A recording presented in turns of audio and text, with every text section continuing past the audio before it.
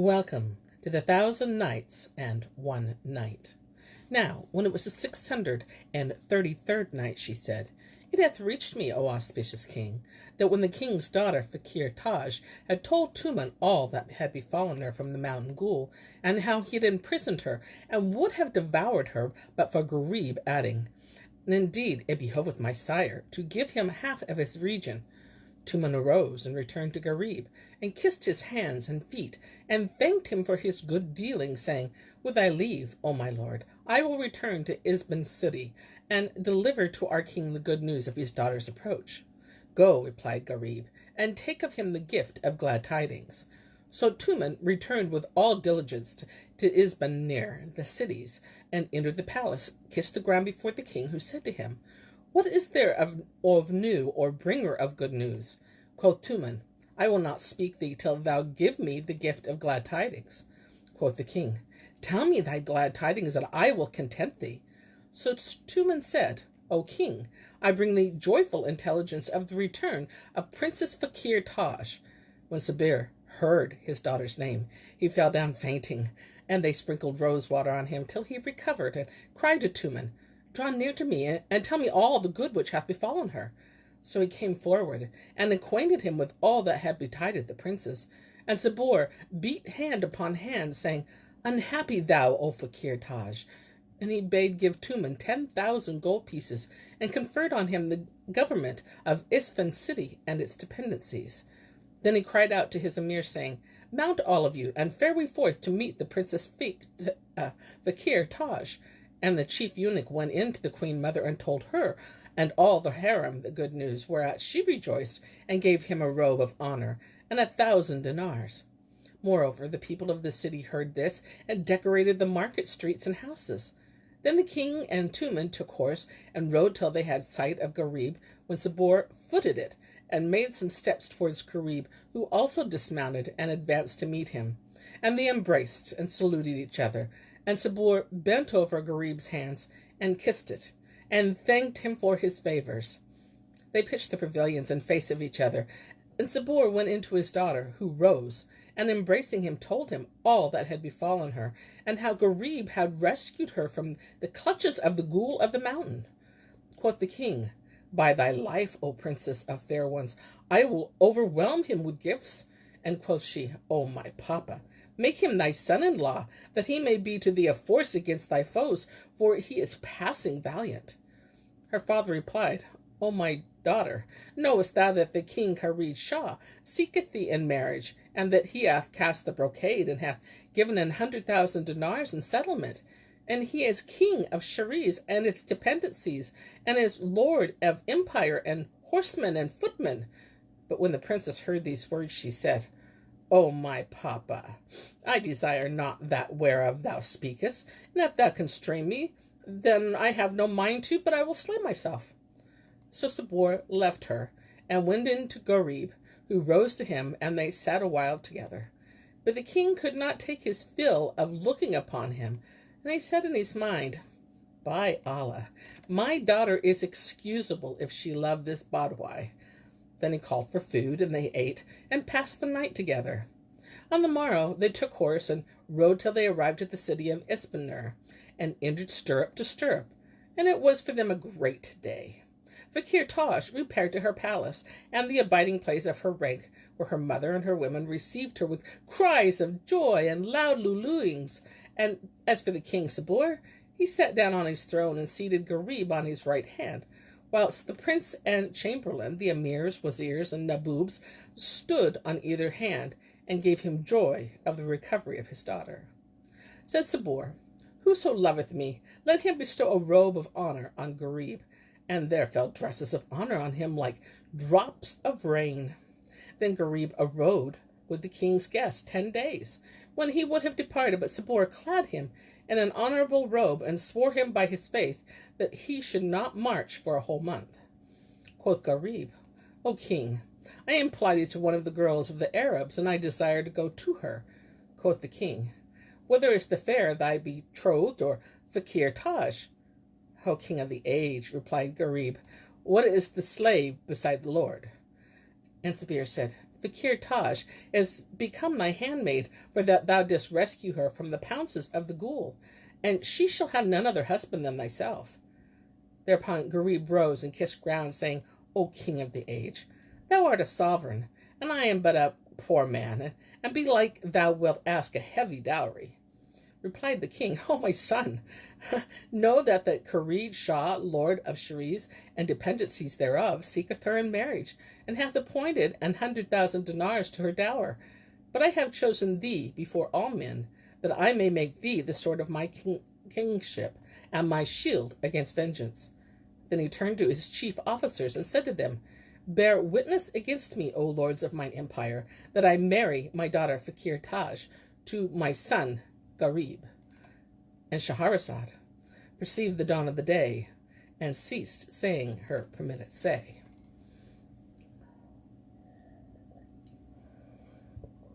Now, when it was the 634th night, she continued, It hath reached me, O auspicious king, that Sabur, king of Ajib land, said to his chief officers, Bear ye witness against me that I marry my daughter Fakir Taj to my son Gharib. With that he joined palms with one of her and became his wife. Then said Gharib, Appoint me a dower, and I will bring it to thee, for I have in the castle of Sasha wealth, and treasures beyond count. Replied Sabur, O my son, I want of thee neither treasure nor wealth, and I will not take nothing for her dower, save the head of Jamrkan, king of Dasht, and the city of Awaz. Quoth Gharib, O king of the age, I will fetch my folk forthright, and go to thy foe, and spoil his realm. Quoth Sabur, Allah requite thee with good, and dismissed the lords and commons, and thinking, If Gharib go forth against Jamrkan, he will never more return. When morning morrowed, the king mounted with Gharib, and bidding all his troops take horse, rode forth to the plain, where he said to his men, Do ye tilt with spears and gladden my heart. So the champions of Persia land played one against the other, and Gharib said, O king of the age, I have a mind to tilt with the horsemen of Ajib land, but on one condition. Asked the king, What is that? And answered Gharib, It is that I shall don a light tunic, and take a headless lance with a pennon dipped in saffron, whilst the Persian champions sally forth and tilt against me with sharp shears. If any conquer me, I will render myself to him, but if I conquer him, I will mark him on the breast, and he shall leave the plain. Then the king cried to the commander of the troops to bring forth the champions of the Persians. So he chose out from them among the princes 1,200 of his stoutest champions. And the king said to them, in the Persian tongue, Whoso slayeth this Badawai may ask of me what he will. So they strove with one another for precedence, and charged down upon Gharib, and truth was distinguished from falsehood, and jest from earnest. Quoth Gharib, I put my trust in Allah, the God of Abraham, the friend, the deity, who hath power over all, and from whom naught is hidden, the one, the Almighty, whom the sight comprehendeth not. Then an Amalekite-like giant of the Persian champions rushed out to him, but Gharib let him not stand long before him ere he marked him and covered his breast with saffron. And as he turned away, he smote him on the nib of the shaft of his lance, and he fell to the ground, and his pages bore him from the list. Then a second champion came forth against him, and he overcame him, and marked him on the breast. And thus he did with a third, and a fourth, and a fifth, and there came out against him champion after champion, till he had overcome them all, and marked them on the breast. For Almighty Allah gave him the victory over them, and they fared forth vanquished from the plain. Then the servants set food and strong wine before them, and they ate and drank, till Gharib's wits were dazed by the drink.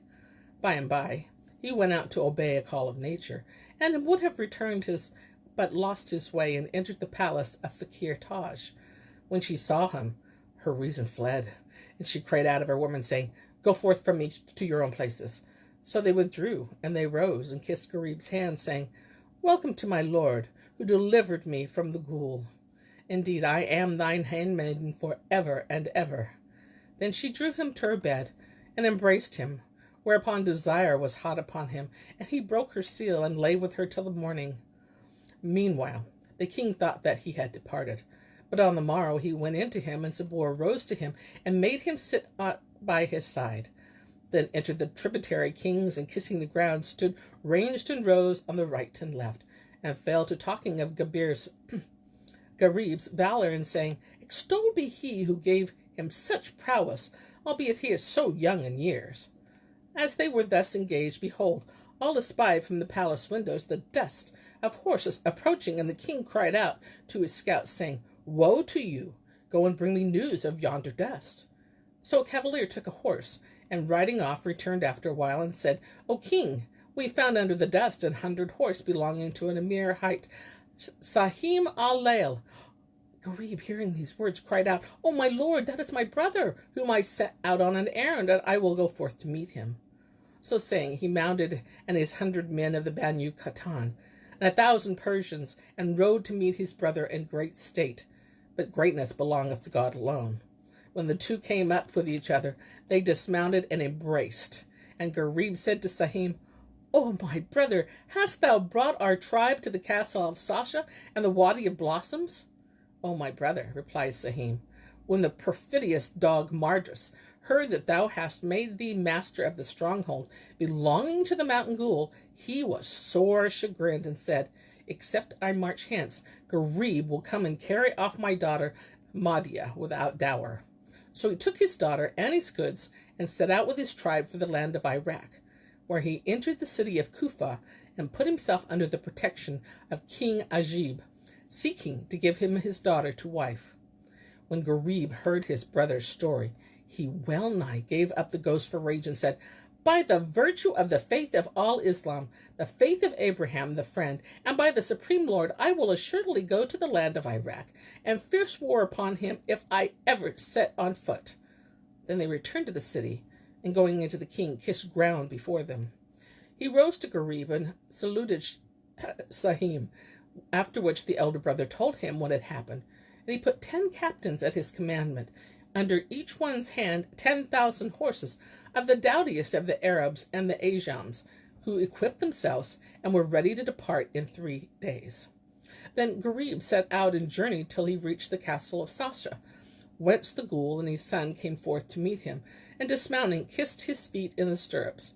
He told them all that had passed, and the giant said, O my lord, do thou abide in this thy castle, whilst I with my sons and servants repair to Irak, and lay waste to the city of Al-Rustak, and bring thy hand all its defenders bound in straitest bonds. But Gharib thanked him and said, O Sadan, we will all go. So he made him ready, and the whole body set out for Irak, leaving 1,000 horse to guard the castle. Thus far concerning them, but as regards Mardras, he arrived with his troops in the land of Irak, bringing with him a handsome present, and fared for Kufa city when he entered. Then he presented himself before Ajib, and kissed ground between his hands, and after wishing him what he wished to kings, said, O my lord, I come to place myself under thy protection. And Shahrazad perceived the dawn of the day, and ceased to say her permitted say.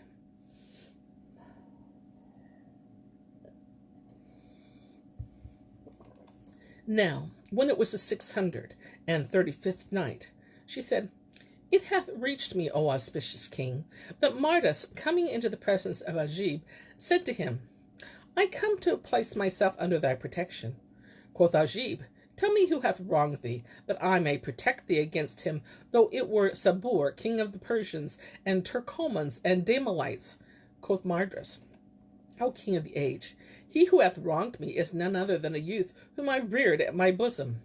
I found him in his mother's lap in a certain valley, and took her to wife. She brought me a son, whom I named Sahim Alil, and his own son, Gharib hight, grew up on my knee, and became a blasting thunderbolt, and a lasting calamity, for he smote all Hamal, prince of the Banu Napan, and slew footmen and threw horsemen. Now I have a daughter who befitteth thee alone, and he sought her of me. So I required of him the head of the ghoul of the mountain.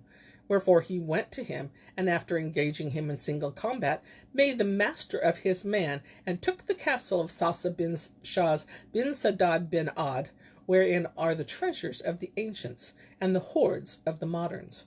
Moreover, I hear that he became a Moslem. He goeth about summoning the folk to his faith.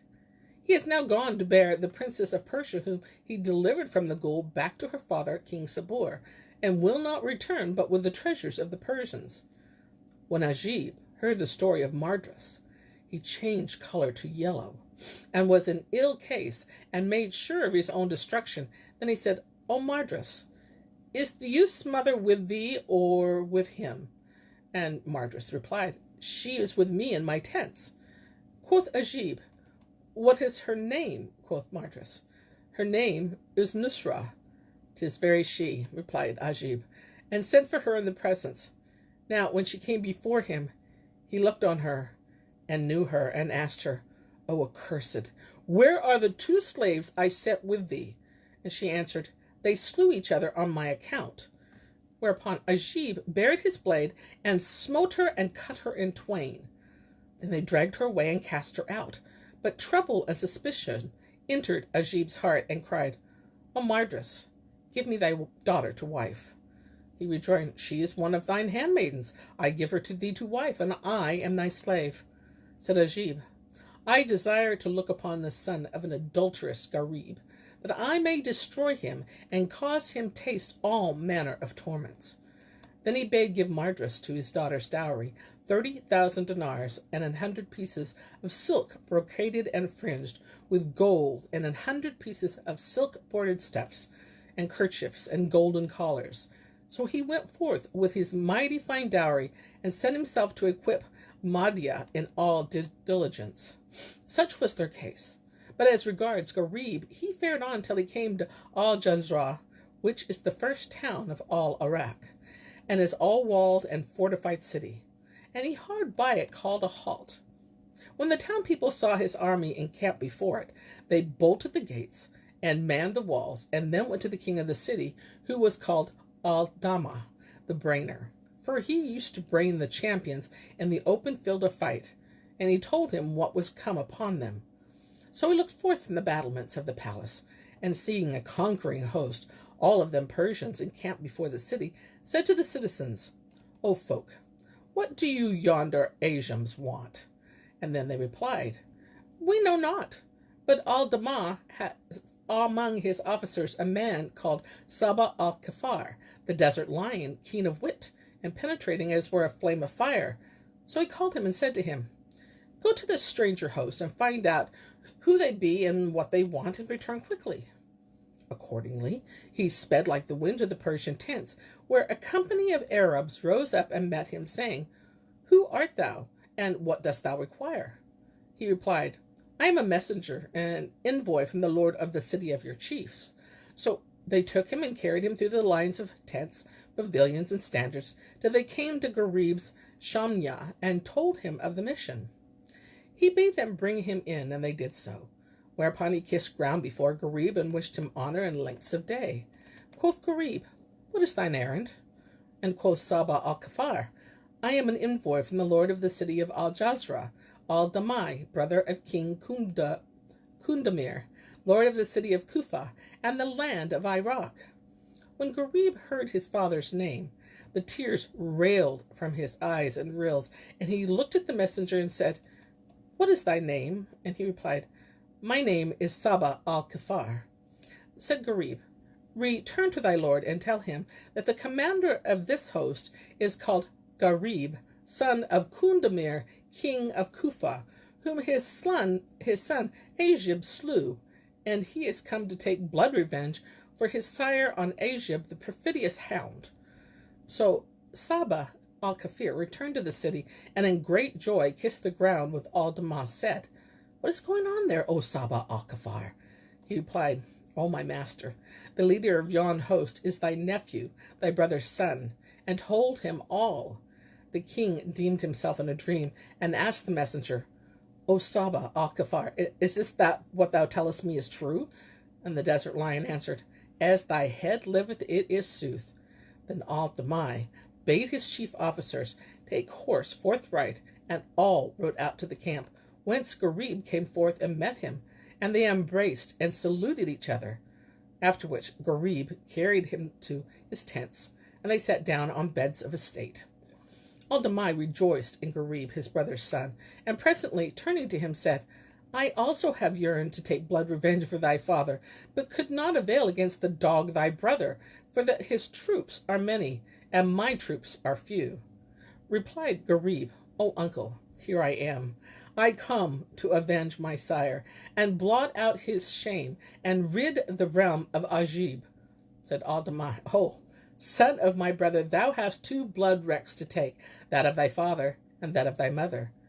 Asked Gharib, and what aileth my mother? And Al-Damai answered, Thy brother Ajib hath slain her. And Shahrazad perceived the dawn of the day, and ceased to say her permitted say.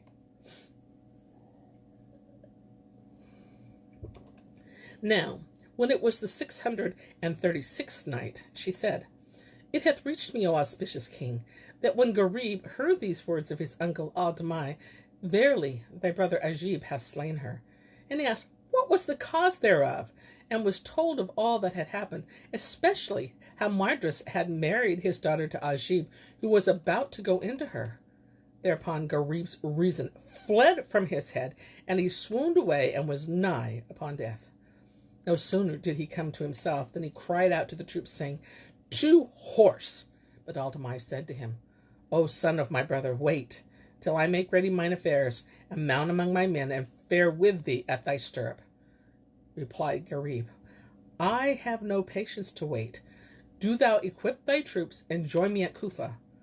Thereupon Gharib mounted with his troops, and rode till he came to the town of Babel, whose folk took fright at him. Now there was in this town a king called Jamak, under whose hand were 20,000 horsemen. And there gathered themselves together to him from the villages, and 50,000 horse were pitched their tents facing the city. Then Gharib wrote a letter and sent it to King Jamak by a messenger, who came up to the city gate and cried out, saying, I am an envoy. Whereupon the warder of the gate sent me and told me Jamak said, Bring him to me. So he led in the messenger, kissing the ground before the king, gave him the letter, and Jamak opened it and read its contents as follows. Praise be to Allah, Lord of the three worlds, Lord of all things, who giveth to all creatures their daily bread, and who over all things is omnipotent. These from Gharib, son of King Kundamir, Lord of Irak and Kufa, to Jamak. Immediately the letter reached them. Let not thy reply be other than to break thine idols and confess the unity of the all-knowing King, creator of light and darkness, creator of all things, the all-powerful, and except thou do as I bid thee, I will make this day the blackest of thy days. Peace be on those who follow in the way of salvation, fearing the issues of fornications, and obey the heist of the Most High King, Lord of this world and the next, who saith to thee, Be, and it becometh. Now, when Jamak read this letter, his eyes paled, and his color failed, and he cried out to the messenger, Go to thy lord, and say to him, Tomorrow at daybreak there shall be fight and conflict, and it shall appear who is the conquering hero. So he returned and told Gharib, who bade his men make ready for battle, whilst Jamak commanded his tents to be pitched in the face of Gharib's camp, and his troops poured forth like the surging sea, and passed the night with intention of slaughter. As soon as dawned the day, the two houses mounted, and drew up a battle array, and beat their drums amain, and drave their steeds of swiftest strain, and they filled the whole earth plain. And the champions to come out were fain. Now the first who sallied forth the championing to the field was the ghoul of the mountain, bearing on shoulder a terrible tree. And he cried out between the two hosts, saying, I am Sadan the ghoul.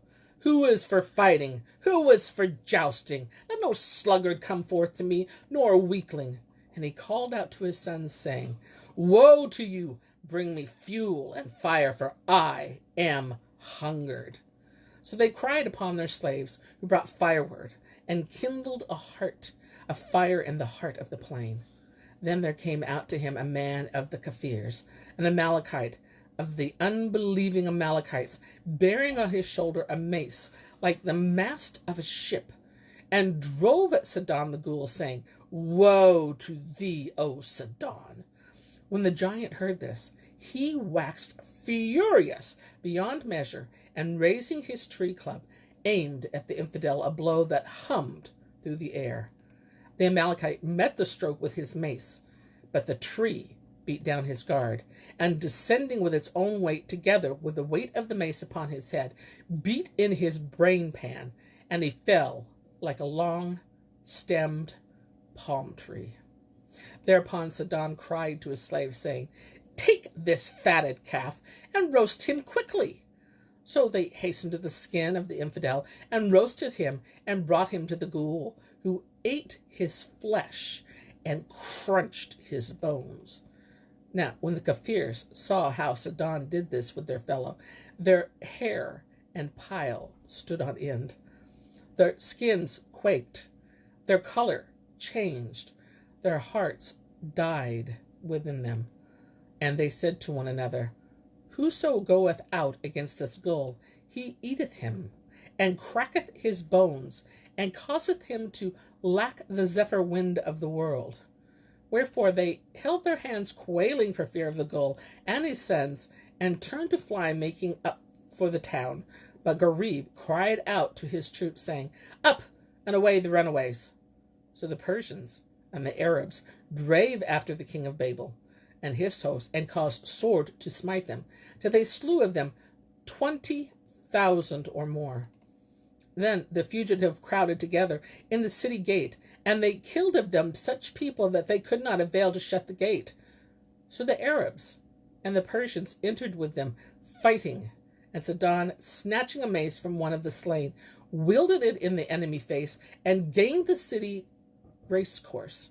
Thence he fought his way through the foe, and broke into the king's palace, where he met with Jamak, and so smote him with the mace that he toppled senseless to the ground. Then he fell upon those that were in the palace, and pounded them into pieces, till all that were left cried out, "Quarter! Quarter!" And Sidon said to them, "Pinion your king!" And Shahrazad perceived the dawn of the day, and ceased to say her permitted say. And so do I cease my telling of these tales for today, till it be morrow.